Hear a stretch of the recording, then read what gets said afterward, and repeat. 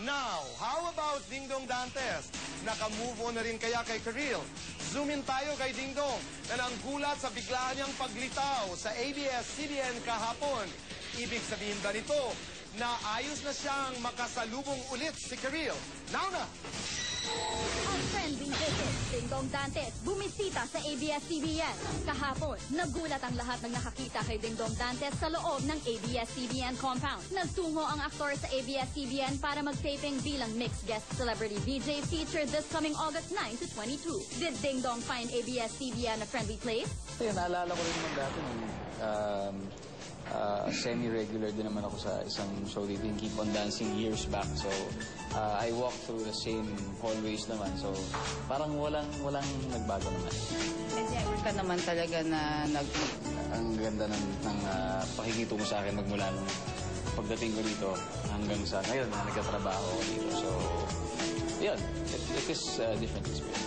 At syempre, alam naman ng lahat na ang lugar na pinuntahan ni Dingdong ay tahanan ng kanyang ex-girlfriend na si Karil. Handa ba si Dingdong na makasalubong ang aktres? Since ABS-CBN to, hindi natin siyempre maiiwasan yung issue na nandito si Karil. Hindi ka ba natatakot na magkasalubong kayo, magkita kayo?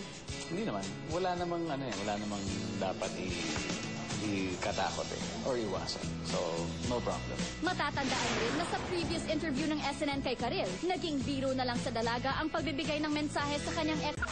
Si Dingdong, kaya rin bang magbiro kapag mag-cruise ang landas nila ni Karil? Just in case magkita kayo. You say hi? Siguro kasi by that time, paalis na ako eh. So, kasi from here, diretso na ako palabas. So, sabihin ko, nice place you got here. Nasa ABS-CBN compound si Dingdong, kasalukuyan namang may pinuntahang wake si Karil kaya naging imposible ang pagtatagpo ng landas ng dalawa.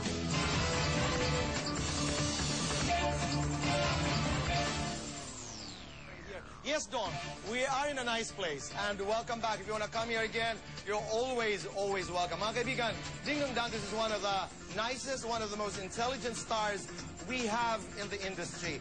Nahuli niyo po akong palakad dito, pero actually babalik ko ako dito. Okay, sobrang generous noon at hanggang sa ngayon.